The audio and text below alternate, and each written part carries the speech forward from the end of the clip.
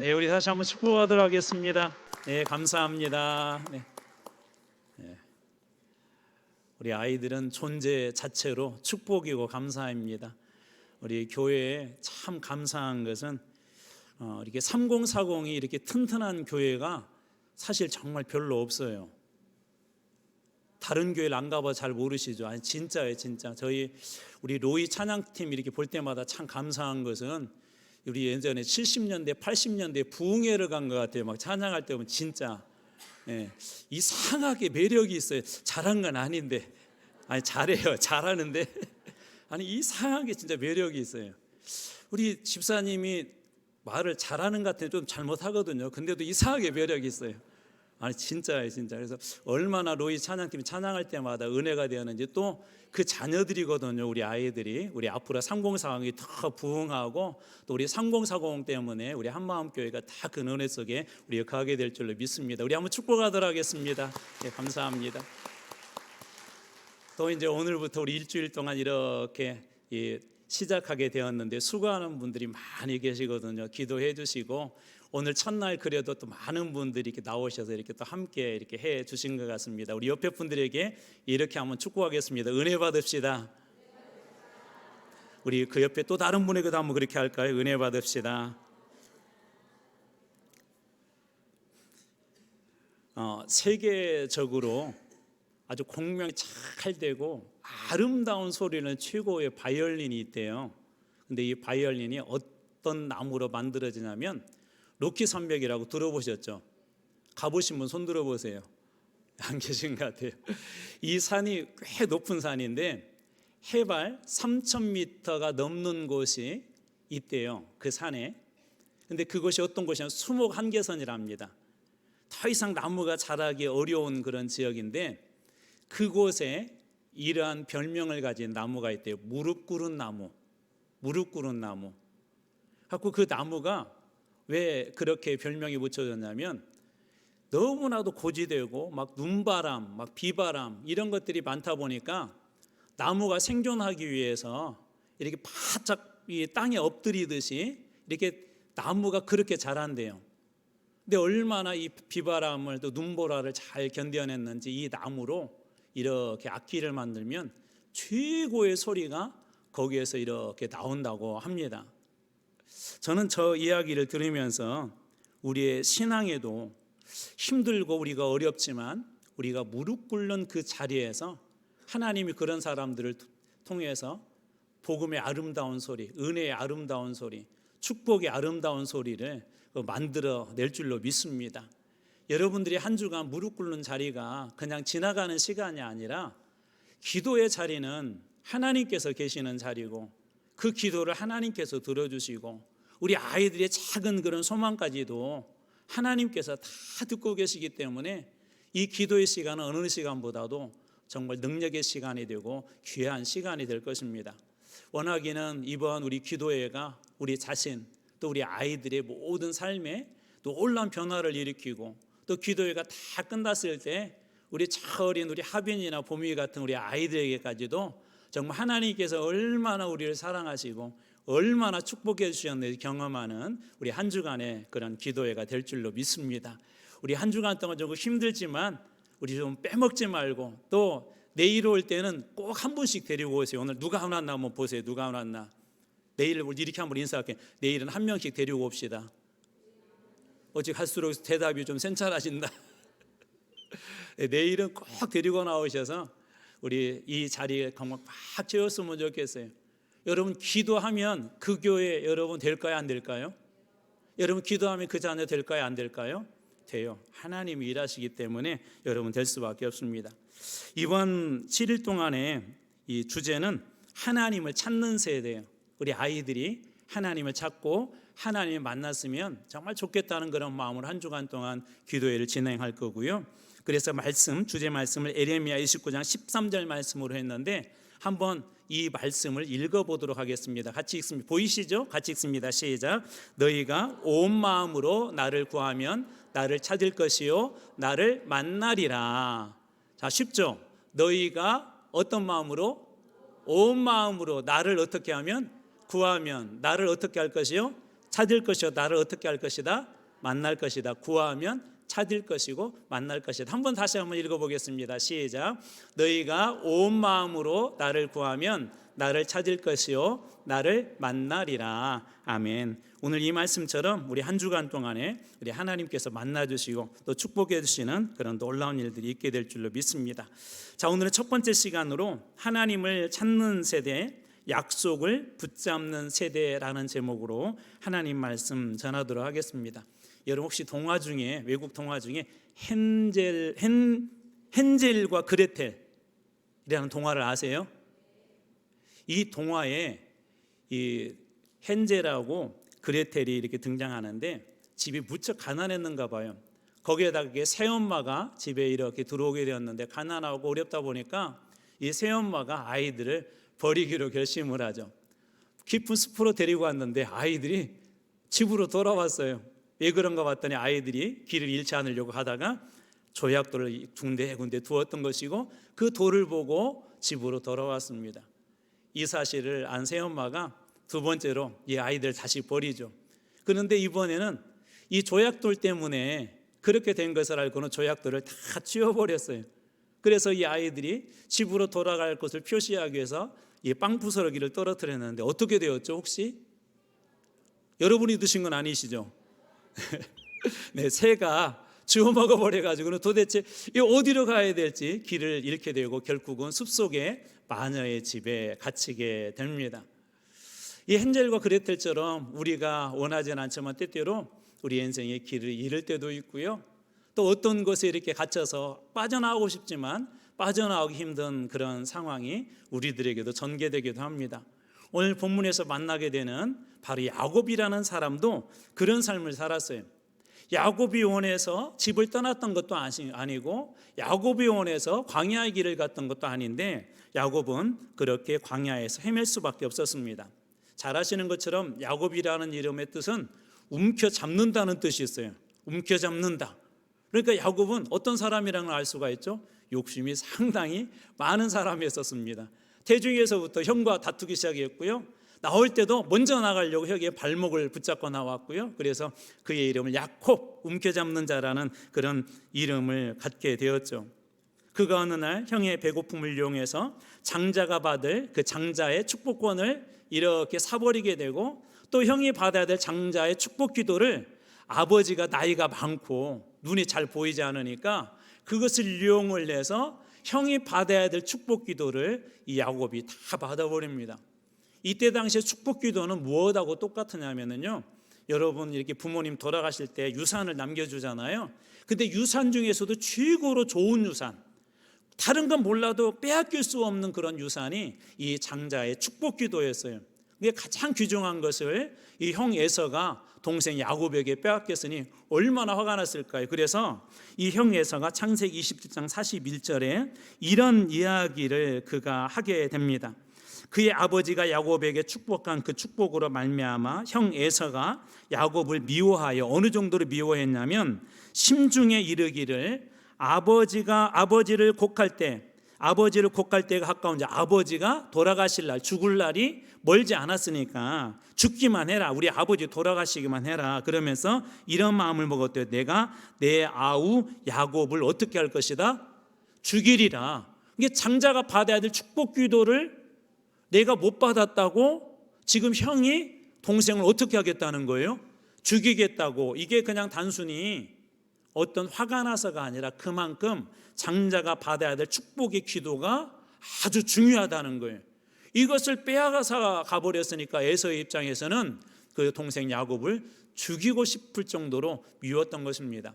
이 같은 사실을 낳은 이 야곱의 어머니 리브가가 있었는데 그 리브가가 이 야곱을 집에 두었다가는 이 자칫 잘못하면 남편이 이삭이 죽게 되게 되면 이 에서의 손에 이 형제 간에 혈투가 일어나고 자칫 잘못하면 이 자식이 죽을 것 같아가지고 오빠가 있는 외삼촌이 되겠죠. 이 야곱의 외삼촌에게 라반에게 이 야곱을 이제 보내게 됩니다. 오늘 본문의 말씀은 바로 그런 여정 중에 일어난 일인데요. 28장의 10절입니다. 자, 야곱이 브엘세바에서 고향에서 떠나 하란으로 향하여 가더니 집을 떠난다는 것 이때 당시에는 아주 위험한 것이었었고 자칫 잘못하면 죽을 수도 있는 그런 위험한 상황입니다. 안전지대를 벗어난 것이죠. 여러분, 전쟁이 일어났는데 보호해줄 사람이 없는 폭탄이 떨어지는 곳으로, 지뢰밭이 있는 곳으로 나간다는 것은 자칫 잘못하면 죽을 수밖에 없다는 것입니다. 이런 어려운 상황 속에 지금 이 야곱이 던져진 것이죠. 예상한 대로 그는 두렵고 떨린 상황을 마주하고, 그리고 그러한 속에서 그의 이야기는 11절에 이렇게 이어집니다. 한 곳에 이르러는 해가 진지라 거기서 유숙하려고 그곳에 한 돌을 가져다가 베개로 삼고. 유숙이라는 말은 어떤 여관집이나 혹은 민박집이 아니라 광야에서 그대로 자는 걸 이야기를 해요. 이 사람들은 자기가 입었던 옷을 광야에서 그냥 이렇게 깔아서 이불로 삼고 그것을 덮기도 하고, 그리고 야곱은 그곳에서 돌 하나를 취하여서 베개로 삼습니다. 여러분, 혼자 집을 떠났고 안전지대는 이제 다 없어져 버리고 광야에 홀로 외롭게 가는 그런 상황에서 그에게 이런 어둠 캄캄한 밤은 두렵고 외롭고 힘들고 눈물 나는 그런 밤이었을 것입니다.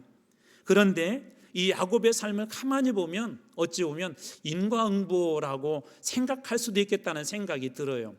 우리 그런 적 있잖아요. 어떤 분이 정말 어떤 상황에서 막 사업에 실패하거나 그랬을 때 그분의 삶의 여정을 이렇게 우리는 한 번씩 되돌아봅니다. 그러면서 그분의 삶이 왜곡지고 굴곡지고 또 죄를 많이 범죄하고 그랬을 때 우리는 속으로 그렇게 생각을 하죠. 저 사람이 죄를 지었기 때문에 저런 벌을 받는 건 당연한 거야 라고 생각합니다. 여러분, 야곱의 삶을 한번 뒤집어 볼까요? 한번 뒤집어서 한번 생각해 볼까요? 야곱의 그동안의 그 삶은 어떤 삶이었다? 움켜잡는 사람이었어요. 그래서 형 에서를 속이기도 하고 심지어 아버지까지 속이기도 하고 가장 중요한 축복을 속여서 자기 것으로 취한, 어떻게 보면 속이는 데 능랑한 사기꾼이 바로 이 야곱이었던 것이죠. 여러분, 이것은 하나님께서 눈으로 보더라도 결코 아름다운 모습이 아니에요. 이런 야곱이라면, 제가 하나님이라면 야곱에 대해서 손을 뗄 것 같아요. 야곱, 너는 이제 소용없어. 너는 내가 더 이상 축복하지 않을 거야 라고 할 것 같은데, 하나님은 그렇게 속인 야곱에게 그날 밤 그곳에서 나타나십니다. 12절 말씀입니다. 꿈에 본즉 사닥다리가 땅 위에 서 있는데, 그가 누워있는 곳에 서 있는데 그 꼭대기가 어디에 닿았다고요? 하늘에 닿았고 하늘과 땅이 연결되어 있는 그림이 그려지죠. 그리고 또 본즉, 여기에 본즉이라는 말이 계속 등장하는데 이 12절 13절에 등장하는데 한번 주의해서 보십시오. 자, 또 본즉 하나님의 사자들이 그 위에서, 이 하늘 위에서 사닥다리를 타고 오르라 내리라 땅으로 내려갔다가 올라갔다 계속 없이 끊임없이 이 야곱이 잠들어 있는 광야에서 두렵고 떨린 곳에 잠들어 있는 그곳에 그런 일들이 있었다는 것입니다. 그러면서 하나님께서 야곱에게 이런 고백을 해요. 13절 앞부분입니다. 또 본즉 여호와께서 그 위에 서서 이르시되, 그 사닥다리 꼭대기 위에 서서 하늘에서 이렇게 말씀하셨대요. 나는 여호와니 너의 조부 아브라함의 하나님이요 이삭의 하나님이다. 아브라함 할아버지, 이삭 아버지. 이건 곁들여서 무슨 얘기냐면, 야곱, 나는 너의 하나님이기도 해. 너의 할아버지의 하나님이고 나는 너의 아버지의 하나님이야. 그리고 야곱, 나는 너의 하나님이야. 여러분, 그의 삶과 그의 인생을 되돌아볼 때 그는 어떤 사람이었다고? 사기꾼이었었죠. 움켜잡는 사람이었어요. 자기 욕심을 위해서 사는 사람이었어요. 그런데 하나님은 그런 야곱에게도 나타나셔서 그에게 나는 너의 하나님이라고 하십니다. 이게 무슨 말씀일까요? 오늘 우리의 인생에 하나님이 필요하지 않은 인생은 아무도 없다는 거예요. 그 사람이 비록 하나님을 떠나서 사기꾼처럼 살고 죄인처럼 살고 그 사람이 하나님 없는 사람처럼 산다 할지라도 하나님은 여전히 그 사람에게 하나님 되시기를 하나님께서 원하신다는 거예요. 하나님께서 오늘 그런 하나님으로 야곱에게 나타나신 것입니다. 그뿐만 아니라 야곱에게, 사기꾼 같은 야곱에게 몇 가지 약속을 해요. 첫 번째로는 땅에 대한 약속을 합니다. 13절 후반절입니다. 내가 누워있는 땅을 내가 너와 내 자손에게 주겠다. 뭘 주겠다고 한다고요? 땅을 주시겠대요. 여러분도 한번 광야 가서 한번 누워보세요. 누워있을 때 하나님 그렇게 말씀할지 모르겠어요. 여러분, 땅이라는 게 요즘 정말 비싸잖아요. 근데 이 야곱에게 그 땅을 주시겠대요. 지금까지는 누구의 힘으로 자기 필요한 걸 채웠죠. 야곱이 자기 힘으로 얻고 싶은 걸 얻었단 말이에요. 그런데 지금은 하나님께서 그런 야곱에게, 야곱, 이제는 내가 얻지 않아도 내가 약속할게. 내가 누워있는 땅을 너에게 줄게. 그리고 지금까지는 자기가 자기 인생을 만들어갔던 그에게 14절에 이렇게 이야기합니다. 앞부분입니다. 내 자손이 땅의 티끌같이 되어 내가 서쪽과 동쪽과 북쪽과 남쪽으로 퍼져나갈 것이다. 자손에 대한 축복을 해주세요. 여기 우리 부모님들 한번 대답해 보세요. 여러분 자녀들이 잘 되기를 원하세요? 잘 되기를 원하시죠? 저는 오늘 하나님께서 이 야곱에게 내 자손들이 동서남북으로 퍼져날 거야. 그냥 단순히 숫자가 많아진다는 게 아니라 동서남북으로 퍼져나가서 영적인 영향력을 끼칠 거라는 거예요. 저는 여러분들이 하나님 앞에 기도할 때 여러분 자녀들에게도 이 야곱에게 주셨던, 야곱의 자손들에게 주셨던 축복이 임하게 될 줄로 믿습니다. 그리고 세 번째로는 복의 근원에 대한 약속을 하세요. 14절 후반입니다. 땅의 모든 족속이 너와 네 자손으로 말미암아 무엇을 받을 것이다? 복을 받으리라. 여러분들은 어떠세요? 여러분 자녀들이 잘 돼서 회사가 잘 됐으면 좋겠죠. 여러분의 자녀들이 들어가는 학교가 자녀들 때문에 유명해졌으면 좋겠어요. 어떤 분이 그랬대요. 학교가 자녀가 나는 공부도 못하고 안 좋은 학교 들어가고 이런 학교 나와서 뭐 하겠냐고 그러니까 그 아버지가 그랬대요. 네가 가서 학교를 유명하게 만들어 버려라. 학교가 원래 유명한 게 아니죠. 그렇죠? 거기에서 유명한 사람들이 많이 나오니까 학교가 유명한 학교가 된 거예요. 저는 우리 여기에 있는 이름을 다 제가 기억 못해서 죄송해요. 우리 그래서 최고 밑에 있는 아이만 얘기할게요. 우리 봄이나 우리 하빈이 같은 우리 아이들이 그 학교를 유명하게 하고 그들이 들어간 직장들이 유명해지고 그들이 섬기는 우리 대한민국이 더 큰 축복받는 그런 나라가 될 줄로 믿습니다. 그런 축복이 임할 거라는 거예요. 여러분 꿈만 꾸어도 정말 멋지죠. 그런데 지금 이 약속을 누가 해주고 계시는 거예요?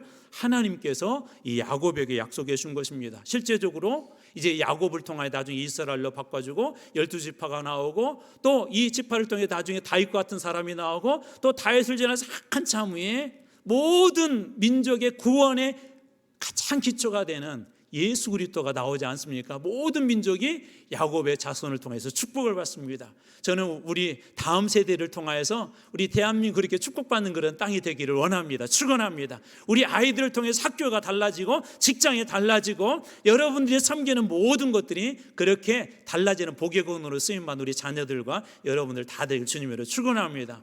자, 야곱이 어떤 사람이었다고 좀 정리해 봐야 돼요. 어떤 사람이었다, 움켜잡고 사기치었던 그런 사람인데 하나님께서 야곱, 내가 비록 지금까지 그런 삶을 살았지만 기억해, 나는 너의 하나님이야. 너의 아버지 하나님 알지? 너의 할아버지 하나님 알지? 내가 그들이 약속한 걸 다 이룬 것처럼 내가 너에게 땅에 대한 축복을 할 거야. 또 너의 자손들에 대한 축복을 할 거야. 또 너뿐만 아니라 너의 자손들을 통하여서 복의 근원으로 삼아줄 거야 라고 지금 누가 약속해 주신 거예요? 하나님께서 그들에게 약속해 주신 것입니다. 그 약속은 어떻게 이루어질까요? 오늘 말씀의 15절입니다. 내가 너와 함께 있어 내가 어디로 가든지 너를 지키며 너를 이끌어 이 땅으로 돌아오게 할지라 내가 내게 허락한 것을 다 이루기까지 너를 떠나지 아니하리라. 내가 내게 허락한 것, 약속한 것을 다 이루기까지 하나님께서 어떻게 하신대요? 떠나지 아니하리라. 이 말씀이 우리 자녀들에게 보게 될 줄로 믿습니다.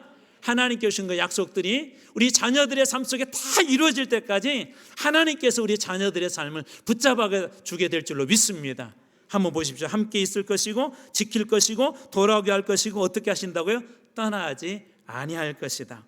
다시 말해서 하나님께서 약속하신 것을 반드시 어떻게 해주겠다는 거예요? 어떻게 해주겠다는 거예요? 다 이루어질 것이라고 하나님께서 그렇게 말씀하십니다. 이 꿈은 또 어떻게 이루어질까요? 19절입니다. 그곳 이름을 어떻게 했다고요? 그곳 이름을 어떻게 했다? 우리 아이들만 한번 얘기해 볼게요. 그곳 이름을 뭐라고 했어요? 그렇죠. 베델. 혹시 베델이라는 뜻이 뭔지 아는 사람? 우리 하빈이 손 들었어요. 하빈이, 졸려서 그런 거야? 네, 우리 태은이. 그렇죠. 하나님의 집. 우리 뒷친구들도 다 아는데 앞에 있어서 그냥 목사님 부른 거예요. 베델이라는 뜻이 뭐라고? 베트남 그 베이트가 뭐냐면 집이라는 말이거든요. 엘은 하나님을 얘기하는 게 하나님의 집이래요. 지금 야곱은 어디에 있죠? 야곱은 지금 어디에 있어요? 광야에 있죠. 집이 있어요, 없어요? 그거 집이 아니라니까. 유숙했다는 말은 그냥 빈 들이에요. 그래서 그곳에서 자기 옷을 벗어서 이불로 삼고 덮고 돌을 베개 삼아 잤다. 지금 집이 없는데 하나님은 그곳을 뭐라고 이름을 붙였냐면 이 야곱을 통하여서 베델이다. 하나님의 집이다. 어떤 곳이 하나님의 집이냐면 하나님이 임재하는 곳이 하나님의 집이라는 것을 말씀해 주시는 것입니다. 저는 우리 아이들이 가는 곳마다 그것이 하나님이 임재해 주시고 하나님의 집이 되길 주님으로 축원합니다. 그것이 성전이 되기를 원합니다. 거룩한 장소가 되기를 원합니다. 하나님이 임재하셔서 함께 동행해 주시는 그런 곳이 되기를 원합니다. 자, 그렇다면 우리는 어떻게 하나님께서 주신 이 은혜 속에 거할 수 있을까요? 하나님의 주신 여러분 약속도 붙잡는 거예요. 야곱이 하나 잘하는 게 있죠. 그는 잘 붙잡는 사람이에요. 예전에는 자기 욕심을 붙잡지만 이제는 어떻게 해요? 하나님의 약속을 그가 붙잡게 됩니다. 하나님의 약속의 말씀들이 우리 모두에게도 사실은 다 있어요. 우리 자기 어린 우리 봄이나 하빈이 같은 친구들에게도요. 우리는 다 알 수는 없지만 하나님의 약속이 있고 하나님의 계획들이 있어요. 사도 바울에게는 땅끝까지 이르러 복음을 전할 것이라고 하고 로마도 보아야 할 것이다 라는 그런 약속을 해주셨는데 정말 하나님께서 그 바울을 통해서 이루어 주시죠.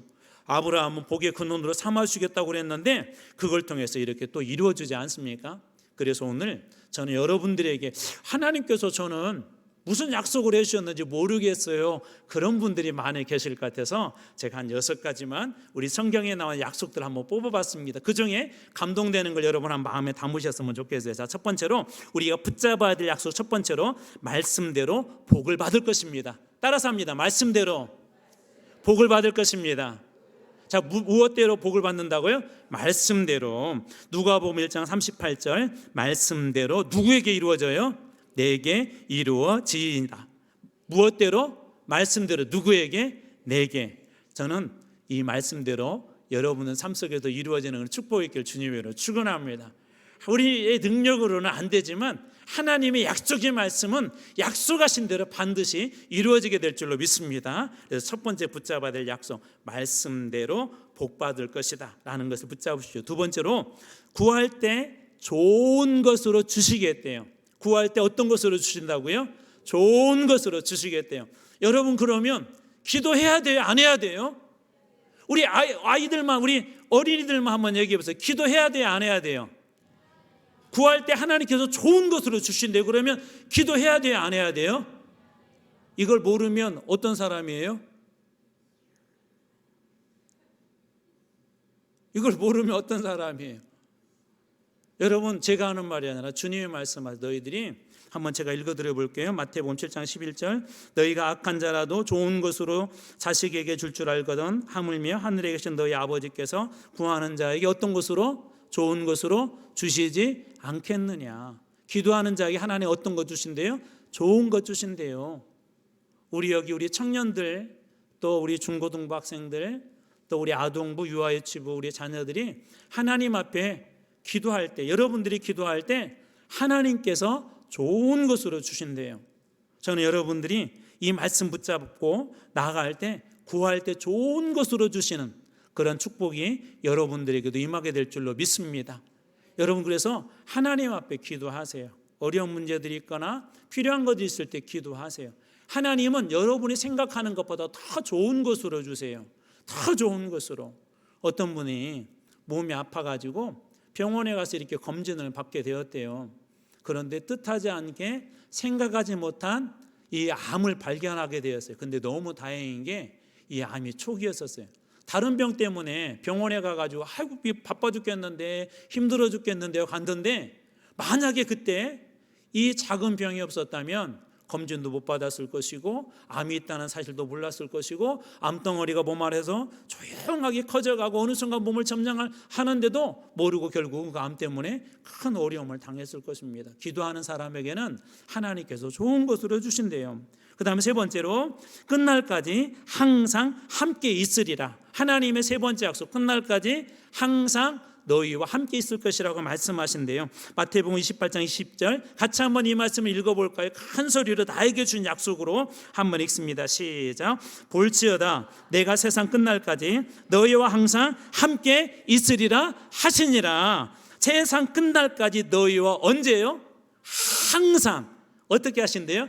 항상 함께 있으리라. 여러분 이 말씀 붙잡고 나갈 때 하나님께서 여러분의 삶에도 항상 함께 있게 될 줄로 믿습니다. 제 얼굴에 상처 얘기했었잖아요. 군대에 있을 때 아주 중요한 훈련을 하고 있었는데 저는 그때 정말 깨달았어요. 하나님이 나와 함께 하시는구나. 이렇게 큰 쇳덩어리가요 제 옆을 지나갔다니까요. 귀를 스치고.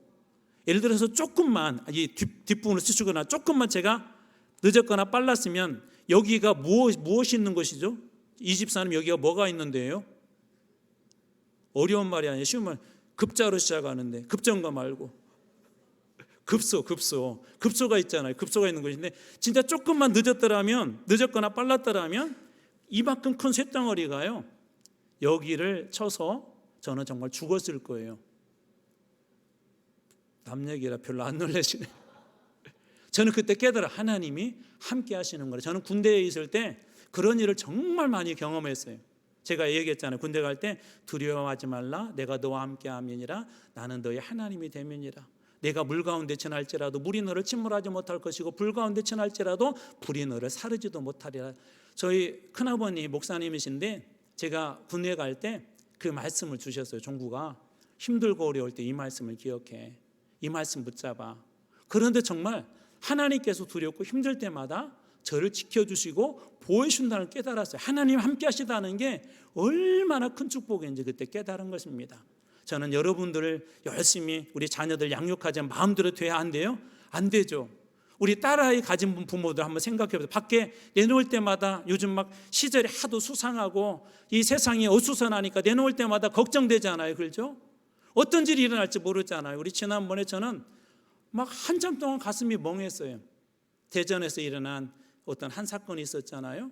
저도 아이들을 기르고 있고 그보다 컸지만 아이들을 세상에 내놓는다는 게 우리가 조심한다고 해서 아이들이 안전한 게 아니더라고요. 깨달은 게 하나님이 도와주셔야 되는구나. 저는 우리 아이들이 이 축복의 말씀 붙잡고 갈 때 하나님께서 어떤 곳으로 가든지 사망과 음침한 골짜기를 가더라도 풍랑이는 바다 가운데 가더라도 내가 너와 항상 함께 있으라. 이 말씀대로 우리 주님께서 함께 하신 우리 자녀를 되게 될 줄로 믿습니다. 자, 그리고 네 번째 축복입니다. 들어와도 나가도 복을 받을 것이다. 신명기 18장 6절. 우리 한번 큰 목소리로 우리 자녀들을 축복하는 마음으로 읽어보겠습니다. 시작. 내가 들어와도 복을 받고 나가도 복을 받을 것이니라. 들어와도 복을 받고 나가도 복을 받을 것이니 어디 가더라도 하나님께서 주신 그런 복으로 넘친 우리 자녀들 되기를 원합니다. 다섯 번째 축복입니다. 너로 말미암아 복을 받으리라. 우리 아까 야곱의 축복하고 비슷한데요. 우리 같이 한번 이 말씀도 읽어볼까요? 갈라디아서 3장 8절 같이 읽습니다. 시작. 모든 이방인이 너로 말미암아 복을 받으리라 하였느니라. 모든 이방인이, 모든 직장의 사람들이, 예수 믿지 않은 사람들이 우리 자녀들로 말미암아, 여러분들로 말미암아 복 받는 그런 놀라운 일이 일어나는 주님으로 축원합니다. 여러분 자녀들 그렇게 축복하세요. 학교에 갈 때, 직장에 나갈 때 뒤에다 그렇게 축복하세요. 하나님께서 너로 말미암아 너의 직장에 축복을 받고, 너로 말미암아 학교가 축복을 받고, 너로 말미암아 내가 서 있는 곳이 복을 받으리라 하고 오늘 이 말씀대로 축복하십시오. 주님께서 그렇게 복되게 하실 것입니다. 마지막 여섯 번째, 밟는 땅을 기업으로 주리라. 밟는 땅을 기업으로 주리라. 여호수아 14장 9절입니다. 이 말씀도 같이 한번 읽어보겠습니다. 시작. 네 발로 밟는 땅은 영원히 너와 네 자손의 기업이 되리라. 네 발로 밟는 땅은 영원히 너뿐만 아니라 누구에게도, 네 자손에게도, 여러분들이 기도로 밟은 땅이 여러분뿐만 아니라 우리 자녀들에게도 하나님께서 주는 축복의 땅이 되게 될 줄로 믿습니다. 우리 아이들이 믿음으로 걸어가는 모든 그 지경들이 하나님께서 주시는 축복의 땅이 될 것입니다. 우리 호남 지역, 특별히 우리 광주는 다른 지역보다 복음화율이 실제적으로 높아요. 이렇게 되는데 놀라운 그 이유들이 있습니다. 호남 지역에 유명한 선교사님 아세요? 혹시 양림동에 가보시면 여러분 눈에 들어오는 두 분의 선교사님 유명한 분에게 혹시 아세요? 오씨하고 유씨인데 여기 오씨 계세요? 유씨 계신가요? 최도철 장로님, 우리 한번 모시고 다 가야 될 것 같습니다. 오옌 선교사님하고 유진별 선교사님이라는 분이 계세요. 이분들이 기도하던 중에 전라도 땅에 가서 복음을 전해야 되겠다. 그때 당시에 우리 전라도라는 그 지명, 그 이름의 유래를 아시죠? 어디 도시의 이름을 따서 된 거죠? 주여. 전주와, 그렇죠, 나주죠. 원래는 전주와 나주, 이게 전주가 컸었고 나주가 컸었어요. 그래서 이 두 곳의 도시 이름을 합쳐서 전라도라고 그렇게 한 것입니다. 그러니까 선교사님들이 와서 선교할 당시만 하더라도 나주가 훨씬 컸었어요. 근데 여러분, 나주의 역사를 아신 분은 알겠지만 나주에 유림들이 상당히 세요. 복음을 들고 그곳에 가서 복음을 전하니까 유림들이 복음을 쉽게 받아들였을까, 아니면 반대했을까요? 당연히 반대했겠죠. 심하게 반대를 했어요. 그러던 중에 선교사님들이 어디로 갈까 그러다가 그때 당시 무등산에서 가까운 곳, 꼴짜기 중에 꼴짜기, 지금 이런 말하면 여러분들은 이해가 안 되지만 그때 당시는 그랬어요. 무등산에서 가까운 꼴짜기 중에 꼴짜기, 그때 당시에 행정명칭이 이랬습니다. 광주군, 광주광역시가 아니라 광주군 효천면 양림리, 광주군 효천면 양림리, 이 지역에 선교사님들이 스테이션, 선교 기지를 이렇게 세우고 그 지역을 중심으로 선교를 하기 시작합니다. 그러면서 여러분들이 잘 아는 기독병원도 세워지고, 그리고 유명한 학교도 있죠. 수피아여고도 그곳에 세워지고, 또 그곳에 지금 신학교도 세워졌죠. 호남신학교도 세워지고, 또 교회도 세워지고, 그 지역을 중심으로 선교를 하면서 저희 교단에서는 광주제일교회 같은 교회가 개척이 되어지고, 또 그리고 금남로에 다른 교단이지만 광주중앙교회 같은 그런 교회들이 그 양림동을 통해서 교회들이 개척되기 시작합니다. 근데 놀랍게도 그 양림동에 이 선교사님들이 선교기지를 마련하고 복음을 전하기 시작하면서 광주가 바뀌기 시작했어요. 그러면서 광주라는 이 도시가 형성되기 시작했고, 또 이 광주라는 도시가 지금은 엄청나게 대한민국에서 큰 도시 중에 하나가 되었죠. 유진벨 선교사님과 오옌 선교사님의 마음 속에 방금 제가 마지막으로 읽어드렸던 네 발로 밟는 땅은 영원히 너와 내 자손의 기업이 되리라 하신 그 비전이 있었어요. 그래서 나주 땅에서 복음을 전하다가 어려우니까 광주 땅으로 오면서, 광주군으로 오면서, 효천면으로 오면서, 양림리로 오면서 그런 비전을 가지고 복음을 전하기 시작하면서, 그때 당시에 이분들의 발길이 닿은 교회가 광주 지역에, 놀리지 마세요, 광주 지역에 무려 1,500개 교회가 세워집니다. 밟는 땅이 정말 하나님께서 기업으로 주셨죠. 전남 지역에는요 무려 3,400개의 교회가 세워져요. 그래서 광주 전남이 다른 지역보다도 훨씬 더 많은 그런 기독교 인구가 있는 이유가 바로 그런 것입니다. 내 발로 밟는 모든 땅을 내 자손과 기업에 주리라. 그 말씀도 됐어요, 안 됐어요? 그 말씀대로 하나님께서 축복해 주신 것이죠. 하나님은 어떤 분이세요? 기도하고 하나님께서는 또 어떤 분이세요? 우리에게 약속하신 그 약속을 이루어신 우리 신실한 하나님이세요. 저는 이번 일주일 동안 여러분들이 자녀를 위해서 기도할 때 하나님께서 약속을 주실 거예요. 답답한 것들도 주님 앞에 내려놓으세요. 여러분의 인생을 해결하지 못한 것도 하나님 앞에 내려놓으세요. 야곱과 같은 사기꾼도 하나님이 붙잡아서 나는 내 하나님이다, 너희 아버지, 너희 할아버지 하나님뿐만 아니라 나는 너희 하나님이라고 말씀하시며 땅도 허락하여 주시고 자손도 축복해 주시고 그런 사기꾼을 복의 근원으로 삼아주셨다면 여러분들이 기도할 때 여러분의 자녀들도 그렇게 붙잡아 주지 않겠습니까?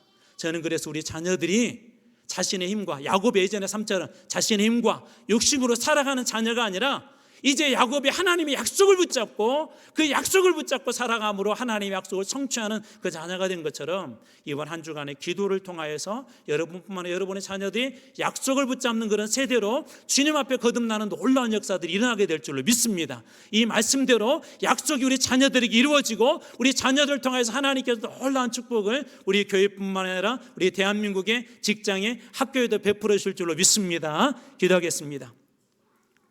하나님 아버지, 이번 기도회 동안에 하나님을 찾는 세대, 우리 다음 세대가 저희보다도 하나님을 더 열심히 찾고 구하는 그런 세대가 되기를 원하는 마음으로 첫날 기도에 말씀을 나누었습니다. 야곱과 같은 세상 사람들이 볼 때 사기꾼이고 형의 가장 중요한 축복조차도 사기를 쳐서 빼앗아가 버린 그에게도 하나님 찾아오셔서 나는 내 하나님이라고 말씀해 주시고 나는 내 하나님 되기를 원한다고 말씀해 주시고 그에게 이제는 내가 욕심